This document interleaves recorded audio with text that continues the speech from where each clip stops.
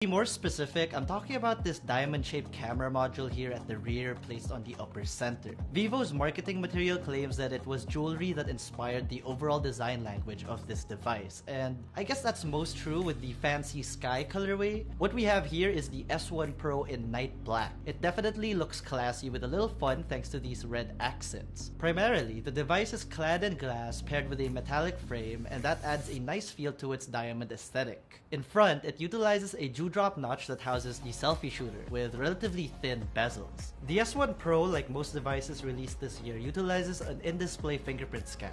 And the truth is, Vivo has really incorporated this diamond aesthetic all over the device. Like, the charging animation is a diamond. I mean, if they really wanted to cash in on this, they could have made the notch diamond shape too. But, oh well. For buttons and ports, starting at the top, we can find a noise-cancelling mic for loudspeaker as well as a 3.5mm audio jack. Situated on the right are the volume rocker and red accented power button. On the left, we can find a hybrid dual SIM card tray. And lastly, at the bottom, we can find the main microphone for regular calls, a USB Type-C port, and a single downward firing speaker. For display, the S1 Pro features a 6.38-inch Full HD Plus Super AMOLED panel with a resolution of 2340 by 1080. We don't get any Gorilla Glass protection on this device, so users might want to preserve the already installed screen protector provided. When it comes to media consumption, this Super AMOLED panel is really nice. Users can enjoy watching their favorite movies and shows with good contrast, vibrant colors, and deep blacks. Viewing under direct sunlight is manageable and okay, so I think the panel could be a bit more bright in the next iteration. For the audio coming from the single downward firing speaker, it can get moderately loud with minimal lows and highs. Mids are very present on this guy. It's basically the only thing it's got for it, if I'm being honest. For hardware, under its panels, it sports a Qualcomm Snapdragon 665 coupled with an Adreno 610 GPU. It's a pretty average chipset at this point, though we never experienced any lags or delays when it came to multitasking between apps and regular web browsing.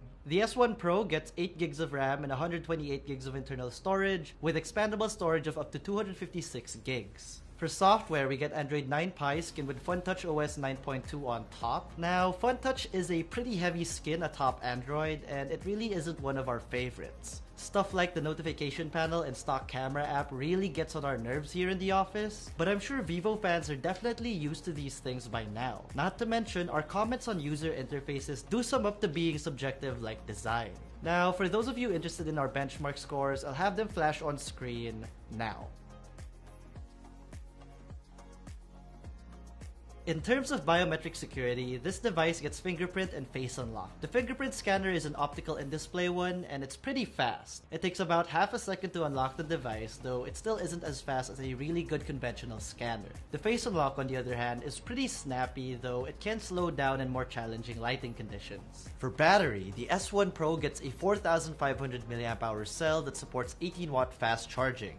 Charging this device takes about an hour to fill up with the included brick. In our standard video loop test, which entails the phone being in airplane mode, its brightness and volume set to 50%, and with headphones plugged in, the S1 Pro got us a total of 21 hours and 52 minutes of playback. Now for the cameras. At the rear, that diamond camera module is a quad camera setup composed of a 48 megapixel main shooter, an 8 megapixel ultra-wide, a 2 megapixel dedicated macro sensor, and a 2 megapixel depth sensor. On the front-facing side of things, in the notch resides a 32 megapixel selfie shooter. Alright, let's check out some samples. So all these photos before you were taken on the default photo mode. In terms of post-processing, the S1 Pro takes some decent photos. Some of you might not like the aggressive processing from the AI scene identifier. Luckily, users can switch that off in the settings menu. In a general sense, photos taken on the S1 Pro come with a pretty average amount of dynamic range with average focusing speed and sharpness. I noticed that depending on the lighting conditions, the camera shutter can take a while to shoot the image, which was a bit annoying. Highlights can come off blown out most of the time, and color reproduction from this thing really isn't the most faithful either. For portrait mode, subject background separation's pretty good.